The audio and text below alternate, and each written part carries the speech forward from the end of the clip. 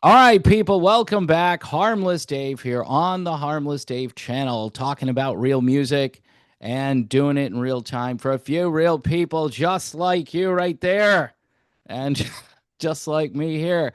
Got my buddy Bruce Hall back. You may know Bruce. He's in this Hello. little band called REO Speedwagon. Bruce, how are you, buddy? I'm good, Dave. How are you? Very good. Hey, I love the Christmas behind you. The Christmas tree looks awesome, man. We have lots of decorations already up. I know Thanksgiving is coming, but it's kind of like everybody's jumping on the gun for Christmas. I'm looking Yeah, for it. it is. Like I walk around the neighborhood and it's like people are really like very you like you said out in front this year. It's just like, okay, we're decorating. As soon as Halloween was over, it's like, all right, let's get the Christmas decorations up, which I think is pretty cool. Kind of So like them. I watched a video about this album, which at the time for me when it came out was a must purchase. And it came out right around this time in 1980. Dude, it's 45 years ago. What the heck happened? Oh man, 45 years ago, High Infidelity came out. You just Well, froze. So let's have you tell I the can give story. you. Okay. Am I unfrozen? Yeah, you're unfrozen. You're going. It's like you got how many bars on here? Just like a phone, and you went into Uh, the red for some reason. So there must be a hacker out there. But anyway, go ahead. I get through this and not you know. Okay. Anyway, here we go. We got back from tour. We toured in '79. Then got done with that, and we're rehearsing some songs. We Everybody was writing songs on the road, and we got together for rehearsal. And we did that October, well, maybe earlier than that, a little bit earlier than that, September or so. And we worked up about 10, 11 songs and that we wanted to record for our next record. So we were doing this at a place called SIR in Los Angeles. We were rehearsing, and down the street was a small little studio called Crystal. And we wanted to get these songs on, we wanted to record them so we could listen to them in our car and just kind of analyze them, critique them, that sort of thing. So we went into Crystal. It only took us about, well, how many days? It took us 2 days, I think, to record like 10 songs. Wow. Pretty fast. Yeah. And so we just walked in, recorded these songs, listened to them in our car. We thought it sounded really good. So um, the time came for us to make the album. And we decided, where did we go to? We went Sound City, I think it was, and the studio, in the big professional studio, and started recording. And there was something not quite the same as what was with the demos. Well, the demos, it ends up, we tried so hard to beat those demos and we couldn't. There was something about them that was just magical. Yeah. So High Infidelity, we just took the demos and polished them up and threw some overdubs on them. Yep. And basically, that's what High Infidelity is. It's a bunch of songs that were first cut as demos. Isn't that That crazy? that's crazy. I was looking at the was it the 30th anniversary edition, and they put out all the demos, and it's remarkable. Like you're listening to the vocals and everything, and like you said, it's this is the same thing. It's just that the production is obviously glossier and beefed up on the regular songs that we all were listening to for the last 45 years or so. And in particular, man, I gotta say there was a different production value going from Nine Lives to this record. What did you guys in the studio do? Who is like the mastermind? Because it looked a lot like you guys did a lot of self production on this record. Is that true? That's true. There was, well, the Nine Lives album was, we meant that to be a rockin' record, meant that to be like Yeah. heavier. So um, then after Nine Lives, we did, what was it? Decade of Rock and Roll. I think that was the first Oh, yeah. compilation. Compilation. Yeah. Yeah, we did that. And so that gave us time to write for the High Infidelity album. We toured and some and wrote songs in the meantime. So the High Infidelity tour was not I mean High Infidelity tour. The tour that we'd just been out on. I forget even what the name of that one was before we did High. This Nine one, and a half lives or something. something like, probably the Nine Lives tour, I'm Yeah. sure. But yeah, we had songs, and we had this place that we had rented a place over in Van Nuys, California. It was uh, it was this little brick building that we just asked if we could rent it, and we did, and they let us. It was kind of in an industrial park, and we filled it full of our equipment, and we had the greatest crew at the time, Elizabeth Fry. We called her Lizard. She was our lady who just kind of joined up with us one day in Oklahoma City. We were there, and she fell in love with one of the guys in the crew and just jumped on board and was there. She was, and we Nice. gave her a job. She took care of just about everything. She straightened up and cooked and took care of the wardrobe, that sort of thing. Anyway, she put this touches. She put in couches and she have a little place in there. So we had this like a stage and a whole place to rehearse that was really kind of homey. And so that's where we worked up all these songs. We were working up there, and then we went into the Crystal. We went to SIF for a little bit, went to Crystal and recorded these songs. And then, like I said, we went into a bigger, more, big time recording studio and we couldn't do it. I mean, we came close. It sounded okay, but the demos just sounded better. And and then you have the ability with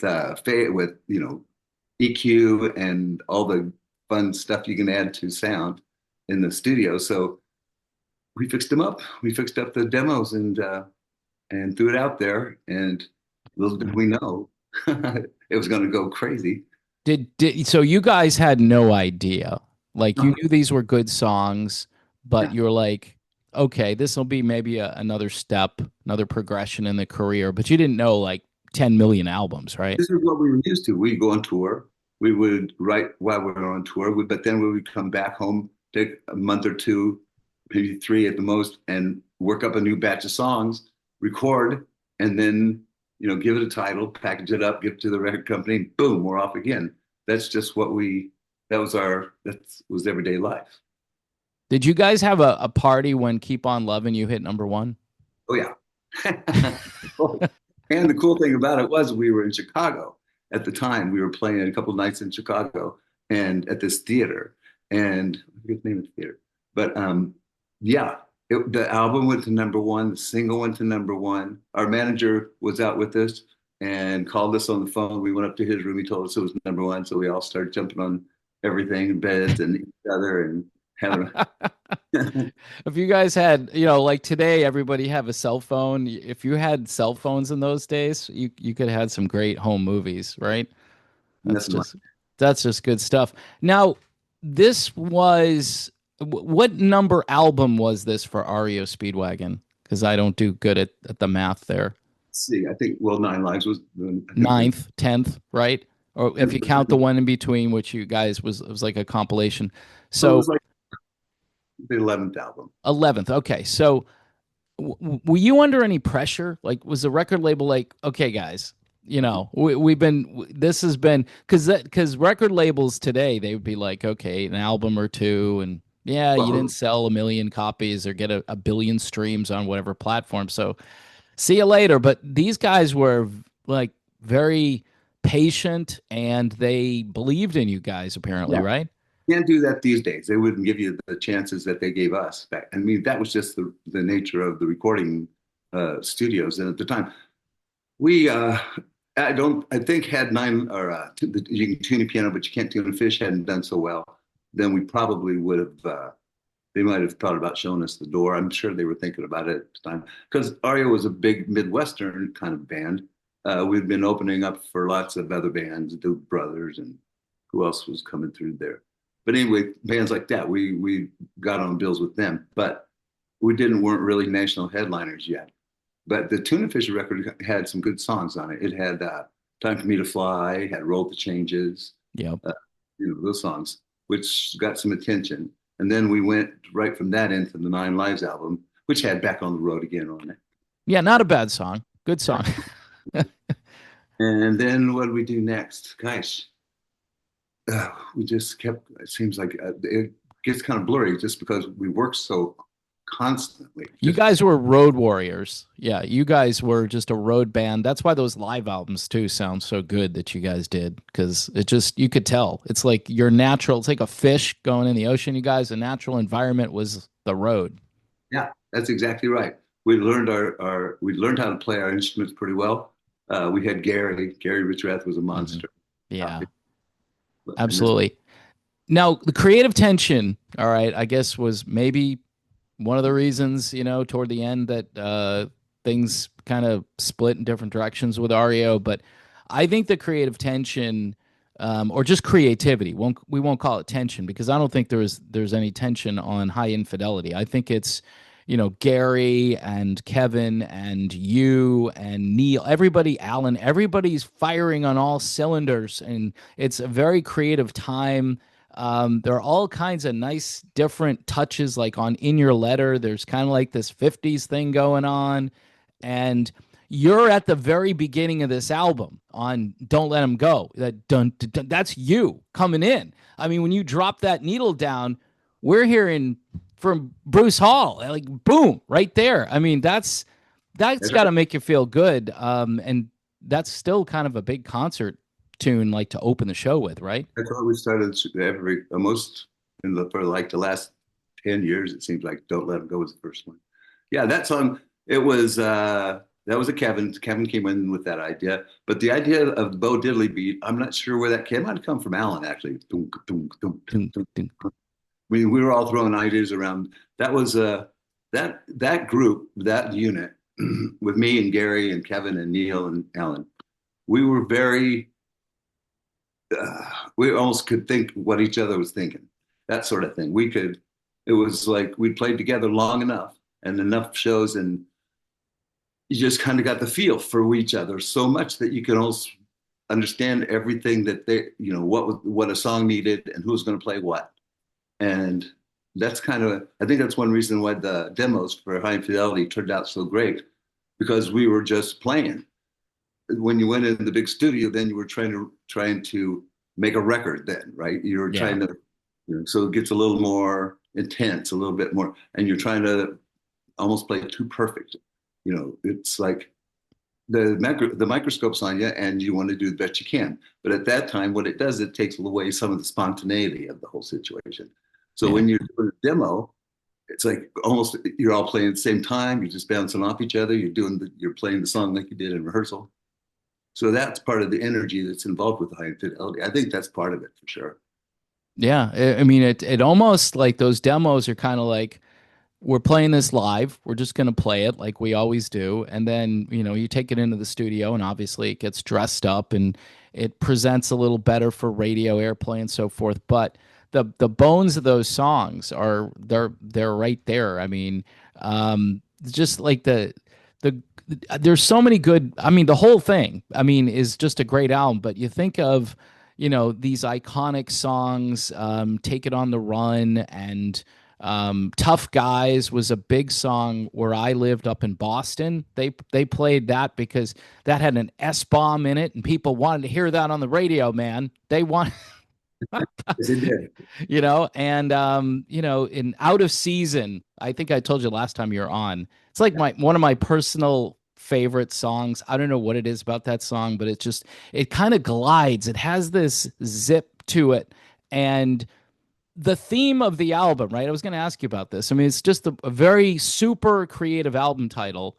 Was I think I heard Kevin tell a story about there was some high infidelity going on with people in the band at the time, and the songs are all kind of like these struggles, keep no, of them, course. leave them, and it all kind of comes together. Like the Eagles talk about Hotel California, like all these songs just kind of came together, and it ended up being very thematic, and you guys, I think something happened here. Exactly what happened. Without even thinking about it, the songs that we were writing were kind of how do you put it? They kind of there was a thread through them all. So it was high infidelity. That's what it was. Yeah, everybody. It was It wasn't going well, and so it's time for some high infidelity, and obviously the fidelity with the record and the innuendo with that with music. I mean, that was just brilliant. I mean, country music has a habit of doing this kind of stuff where they have a turn of a phrase and they say something that's kind of catchy and you wouldn't think of it. And at the time, everybody's like, yeah, high but infidelity, man. we're That's from the just Midwest. Country was a big part. Well, Gary, when he was learning how to play guitar, the guy who taught him, his Uncle Leroy, was a big country guy. yeah, I mean, makes sense. I grew up in Champaign, Urbana, and country is huge. It always has been. It's just the way it is. And the Midwest has a lot of that. I'm pretty sure that you can feel that in REO's music a little bit. The country, oh, Kevin even, he does folk country. Uh, what's the last song in there?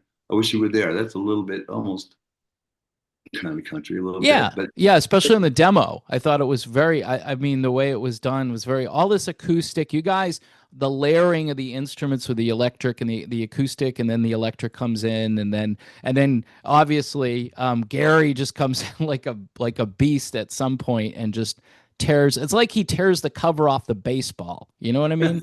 yeah, I sure do. Well, the secret sauce behind really all of it is Neil Dowdy.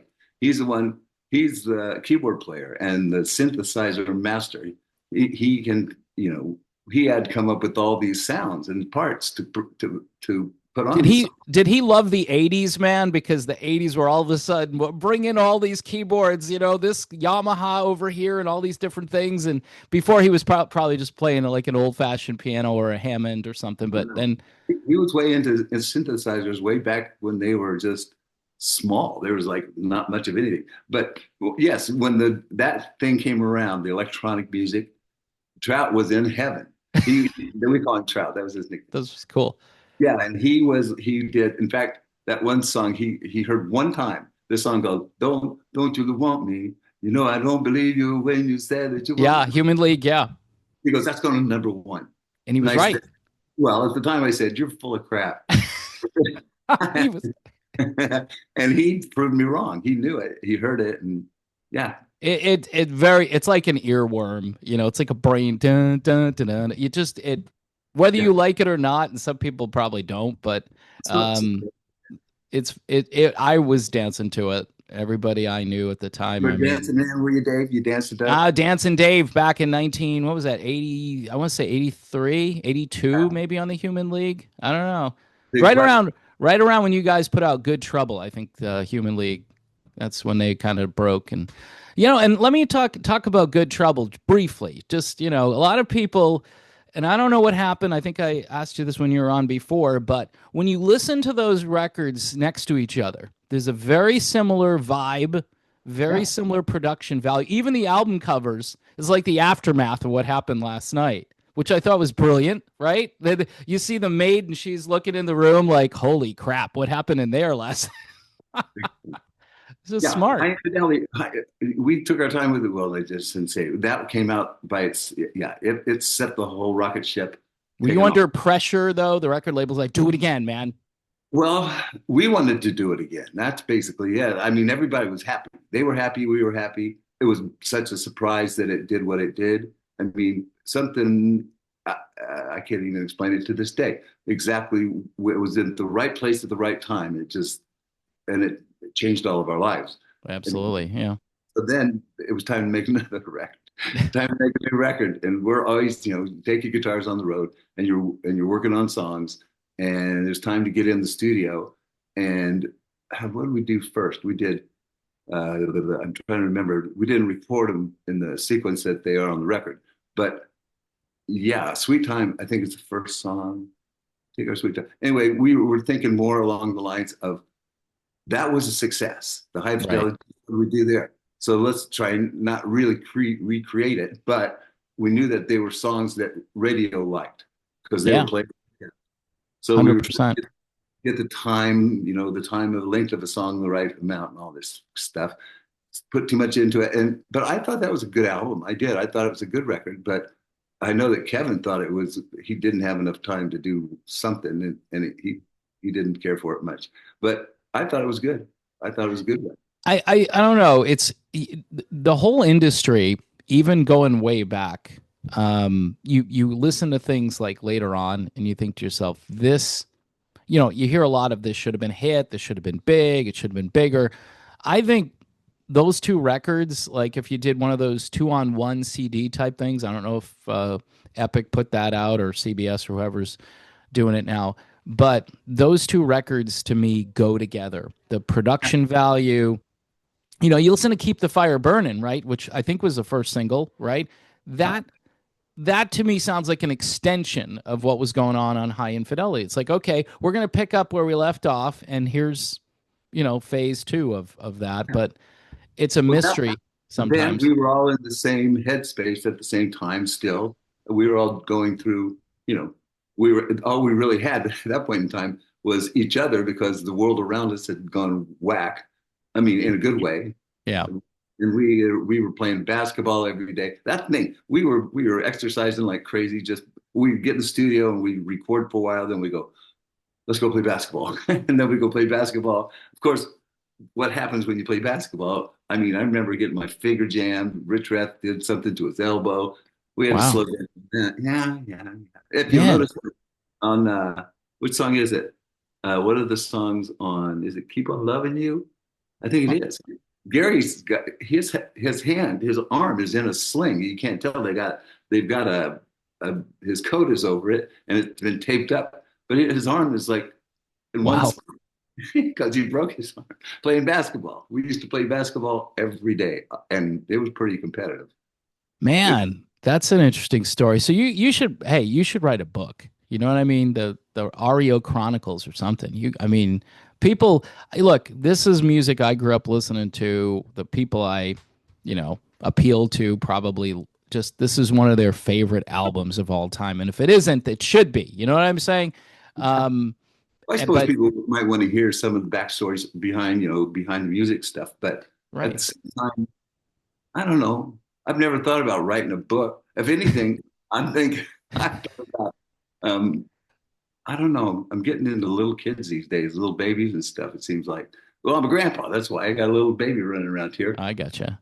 Yeah, it seems to be. Anyway, but yeah, I suppose I could write a book. Well, Maybe I I'll. mean, you don't have to. I mean, you could maybe join up forces with the other guys in the band, and you know the real REO Speedwagon story or something, rags to riches, how we kept plugging until you know lightning hit on High Infidelity. But I mean, you guys were road warriors. I'm sure you were earning an okay living prior to High Infidelity, but I'm assuming that, as you said, the album changed your life, and maybe you went up a couple of tax brackets after that. Sure. Oh yeah, big time. Everything changed. Everything got except for us. I mean, I feel like us and the crew, our crew stayed by us and management. I mean, we had lived in our little bubble, but the songs, we just keep releasing another song as soon as they would ask for one. And it just seemed like that one just went right up to number one, too. Keep on Loving You did great. Taking on the Run did great. Yep. You It's know, and and I yeah, like that season too, just like you. That's one of my favorites. I out like of that. season to me always just like because again there was a station in Boston WCOZ and they played it's the only place I'll be honest with you where I heard Someone Tonight. I heard that song on COZ Favorite song on the whole album. and yeah, the best song. Best song short. I think it's the shortest song on the album too. But um it says every well, that's not an yeah, infidelity song. I don't know what it is. yeah, exactly. So it's perfect theme, you know, take it on the run and then, hey, Someone Tonight, you know, it's like it all works together. But they were playing, I mean, they get tired. I think they're like, okay, we need some more music. And they were going back to Nine Lives and playing. See, and a lot of people did that. That was like a gateway drug to find out, okay, what else did this band do? You know, if you weren't familiar and we knew about what was going on like uh, tuna fish, as I used to call it, and some of the other stuff prior to that. I remember listening to Golden Country, you know, a Yeah, couple of times and thinking, what an epic song that is. You know, it just goes on and it's just this. But this album, I think, set the standard. I think it invented the power ballad. I've said that before on my show, and I think I said it to you. I think, again, Gary putting that just I'm gonna just greasy guitar lick on this ballad that if you just played he it on was a trying to piano, drown. He was trying to drown out Kevin.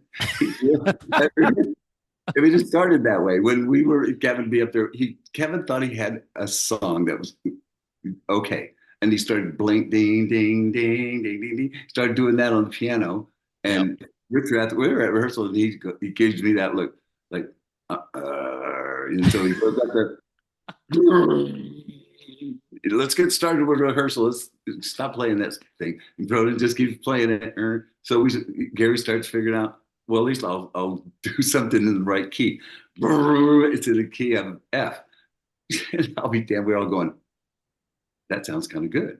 Yeah, That's it adds there's like when you hear that song on the radio and you heard it back when I first heard it 1980 or it was I think it peaked in 81.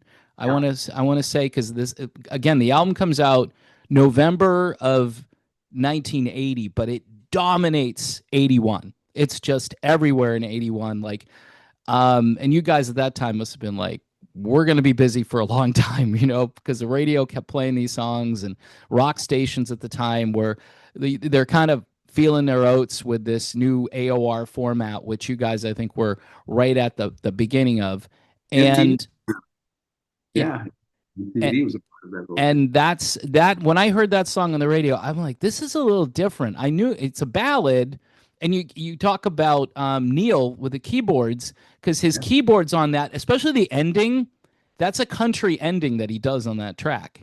It's definitely it's the way he finishes, and he does that on other songs too, where you're like dun dun, and Who was it's the really cool. Kevin or Neil when he was learning how to play keyboards? He's self-taught. He taught himself how to do this. That's crazy. Floyd Kramer. There was this piano player named Floyd Kramer, a country guy. Yeah, I have some records of his back here. That's who he got lots of his licks from. Is what Wow, is listening to that. I know. that's Plays the coolest piano parts. His honky tonk stuff is like it really makes REO sound like a rock band, and it's a little different. But it sounds like, yeah, there's a country guy sitting in on piano. Yeah. and it's just another ingredient in this mixture of things from the Midwest. And just I can you believe it's been 45 years? Unbelievable. Good Lord. I mean, I started with this band, gosh, since in 77. What was I then? I was 23, 24. Don't do the math. You'll be depressed. I do that. I told someone I said I was 15 years old when this album came out. And they're like, "You're that old?" I'm like, "Shut up. I don't want to know. I don't want to talk about it." But 15 is when you hit your peak. They say when you're listening to music when you're younger, 15 you're most aware. And that's I Oh, don't know if that changed or not, but when I was 15, 1980, 81 and 80 for me were the 2 years where I was riding a 10-speed bike and I had a radio I put around the handlebars and I drive the bike around like a maniac and I couldn't stop listening to music. That's when I knew I was kind of like a junkie and I needed to get help. got friends like you. I Yeah. had one of my best friends, Kerry Denny. He's like you. He doesn't play any instruments, No. but he knows music inside now. Well, I don't know. I don't know. People say I don't know anything. That's why I'm talking to you because you know the stuff. You're the bass player. You begin the album like I said, which I think is awesome. Like you're right there at the beginning, and and you've had songs pretty much on a lot of. How many songs have you had on REO albums? You must know this by heart. I get at least one. I mean, usually, I mean, I when mean I write total, like total number. a whole number, Yeah. What do you think? How many? 10 or so, Yeah, that's like we could do the Bruce Hall. You know how certain bands they say the so and so works of. You could do the Bruce Hall right? section. Put out your own. My main way of writing songs usually it wasn't so much like REO. I kind of have this R&B kind of thing in me. I kind of get into that. So like as we got further along in our career, we put out which was it, the Bridge album. Anyway, there's a song on there called what the hell is it called? Hey, wait a minute. Hey, wait a minute. I have to Yeah, look it up. you have to look it up. You'll love it, Dave. It's great. I'm gonna It's look it up. I'm gonna look it up because you know what? That's probably the only album I haven't really spent a really lot of time with. But you it's a great know, record. I I'm love it. yeah. I trust your judgment. You've been right about everything, so I'm just gonna go with what you're telling me. You hear that? Um, So let's just shift gears briefly. I don't want to make this a super long thing because this is kind of like just celebrating 45 years of this amazing album. But, we talked the last time about a future. I mean, you would okay, if you guys were all still hanging together, this would be a great moment to say, let's go out and celebrate High Infidelity from start to finish. I know you guys did it on the 30th, probably on the 20th. I mean, I don't know how many how many of those that you did, but I mean, to play this album from start to finish is a very cool thing. That's actually what this is here. This is from the Sirius XM 3-pack here, Is it? and Yeah. it's just you guys sounded great, and I'd love it would be awesome maybe one more time. Yeah. Well, hey, Dave, I can't say positively anything about anything because it's all hope and want. I'm kind of in a position now where, well, Neil Dowdy and Alan Grasser, we did this legacy for REO back in Champaign, this show we put together, and we invited Terry Luttrell, who was the original singer, and Yep. Mike Murphy, who was in that, and Steve Scarfino, who was in the band before Gary, but he helped start the ball rolling. Anyway, we did this big thing, and our friends Levon joined us, and it was my kids were there. We all had this wonderful time, and Kevin couldn't make it because he was playing.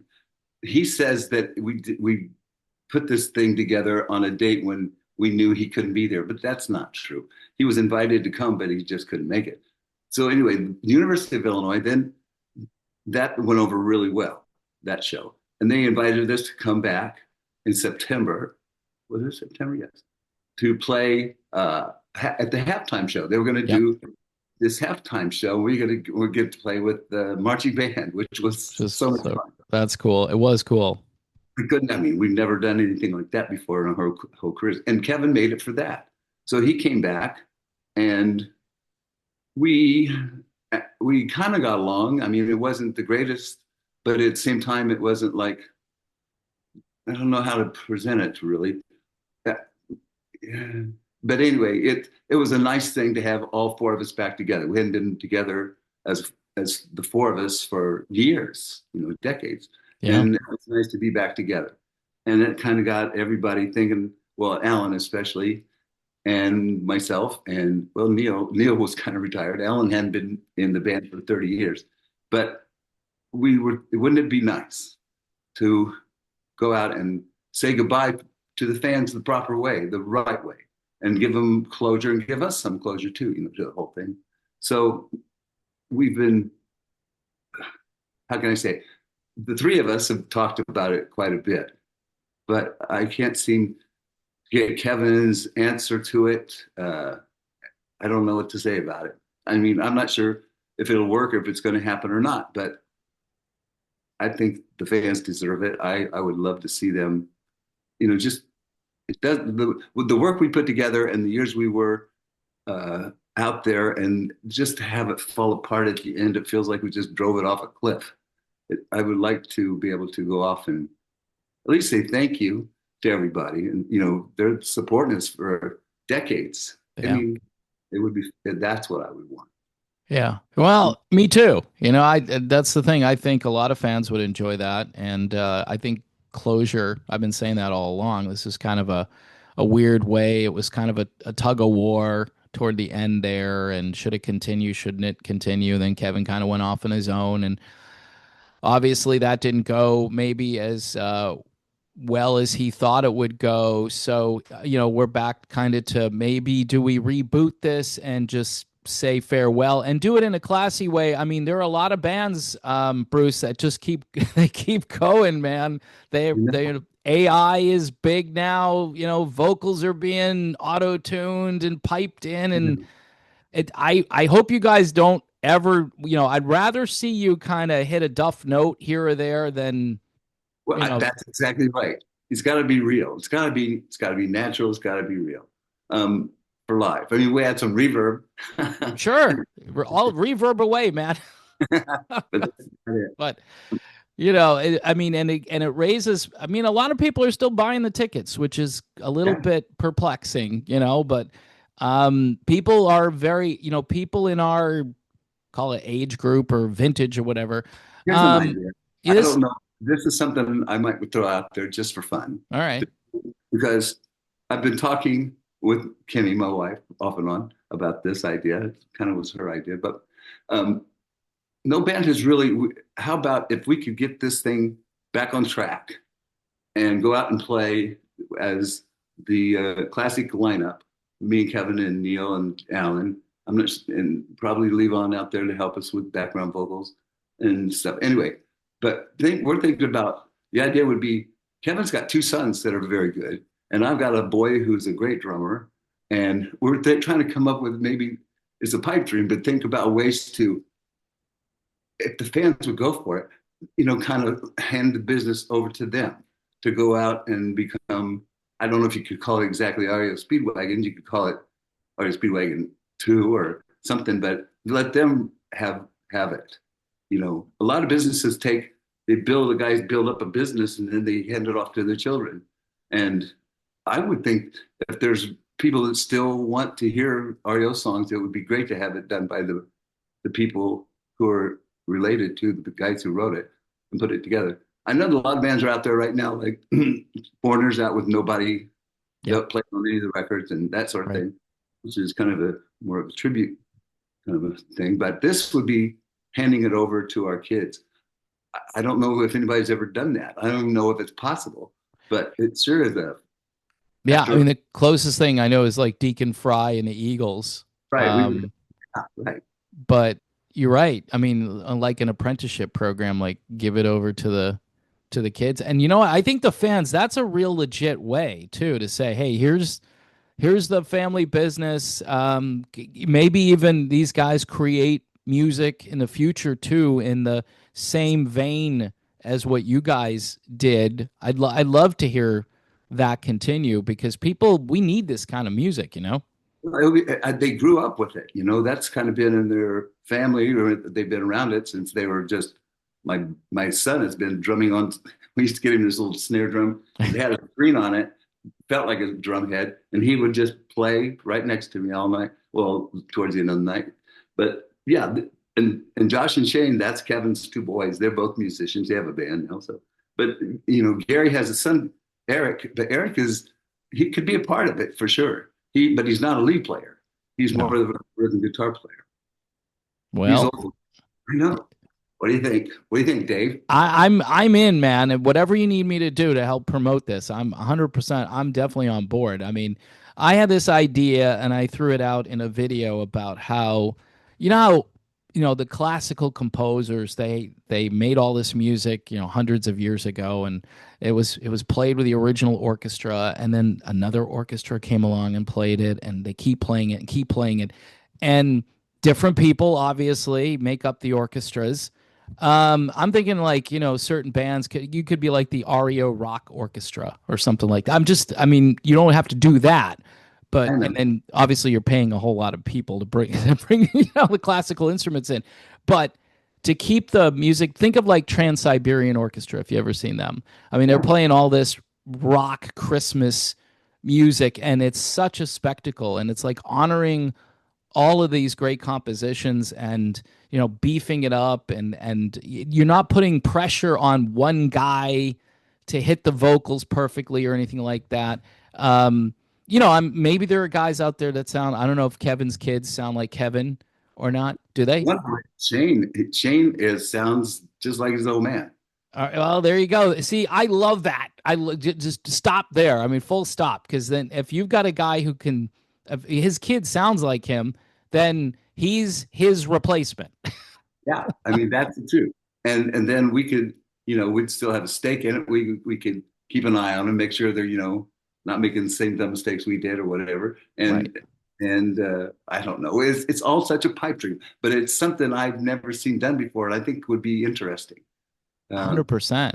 Yeah, I like that. All right. Well, on that note, because everybody's up late here doing this video with me, and so I appreciate you guys hanging out, you and your wife Kimmy, and it's just great to see you guys. Any big plans for Thanksgiving?